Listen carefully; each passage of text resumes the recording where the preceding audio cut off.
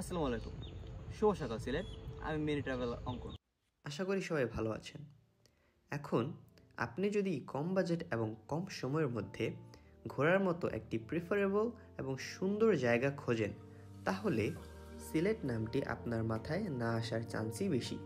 কারণ আমরা সবাই জানি বাংলাদেশের ট্যুরিস্ট স্পটগুলোর মধ্যে সিলেট একটি অন্যতম কস্টলি জায়গার নাম, যেখানে ঘুরে বেড়াতে অনেক কষ্টের প্রয়োজন হয়। কিন্তু আমার এই একদিনের সিলেট ভ্রমণের প্রথম পার্টে আমি আপনাদের এটাই দেখাবো যে কীভাবে খুবই অল্প খরচে সিলেট ঘুরতে হয়। তাই আর দেরি না করে লেটস স্টার্ট আওয়ার জার্নি। তাহলে এবার ধরুন আপনি সিলেট সিটিতে অবস্থান করছেন এবং আপনার প্রথম ইচ্ছে হচ্ছে একটি সুন্দর সূর্যোদয় দেখার মাধ্যমে দিনটিকে শুরু করার। তাহলে আমার মতে আপনার সুন্দর সূর্যোদয় দেখার স্বপ্ন পূরণ হবে একমাত্র চা বাগানে গেলেই। কিন্তু আমরা এটাও জানি যে সিলেটের চা বাগানের কোনো অভাব নেই। তাহলে এই ক্ষেত্রে আপনার প্রধান দায়িত্ব হচ্ছে এমন একটি চা বাগান খুঁজে বের করার যেখানে গেলে আপনার সময়ও কম খরচ হবে এবং আপনার টাকাটাও তুলনামূলক কমই খরচ হবে। তো এতক্ষণে তো আপনারা সবাই এই অপরূপ জায়গাটির সৌন্দর্য দেখেই ফেলেছেন।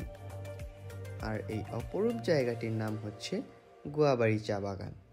এই অপরূপ জায়গাটিতে আসতে হলে আপনি সিলেট শহরে যেখানেই থাকুন না কেন সেখান থেকে একটি সিএনজি বা যে কোনো গাড়ি নিয়ে চলে আসতে পারবেন।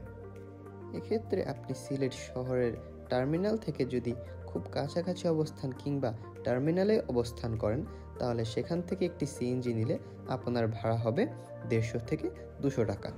তারপর আপনি সিএনজিওয়ালা মামাকে বললেই হবে যে আমি অথবা আমরা গোয়াবাড়ি চা বাগানে যেতে চাই। ব্যাস, বাকিটা সিএনজিওয়ালা মামার হাতে ছেড়ে দিয়ে আপনি সকালবেলায় আশেপাশের কুয়াশা ঘেরা সৌন্দর্য দেখতে দেখতে পৌঁছে যাবেন গোয়াবাড়ি চা বাগান সিলেট। তারপরে বাকি কাজটুকু আপনার খুব ভালোভাবেই জানা আছে।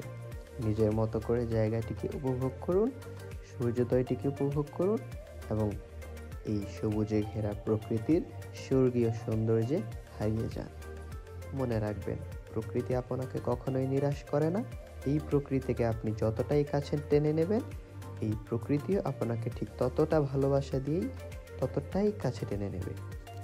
অতঃপর আপনি যদি সকালের নাস্তা না করে থাকেন, এই চা বাগান থেকে বেরোবার পথেই দেখবেন একটি ছোট্ট ফুড ট্রাক দাঁড়িয়ে আছে, যেখানে খিচুড়ি এবং চা দুটোই পাওয়া যায় এবং সেখানকার খাবারের প্রাইসটাও খুবই অল্প, মাত্র 30 টাকা প্লেটে একটি দারুণ আহার পাওয়া যায়, যেটা আপনাকে নিমেষেই চাঙ্গা করে তুলে দিতে পারে।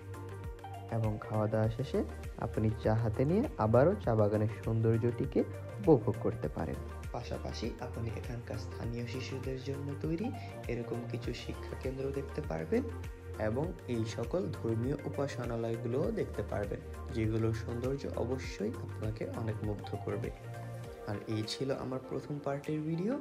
ভুল হলে ক্ষমা করে দিবেন এবং এই প্রথম পার্টের ভিডিওতে ঠিক কতটুকু খরচ হলো সেটা আপনারাই হিসাব করে নেবেন।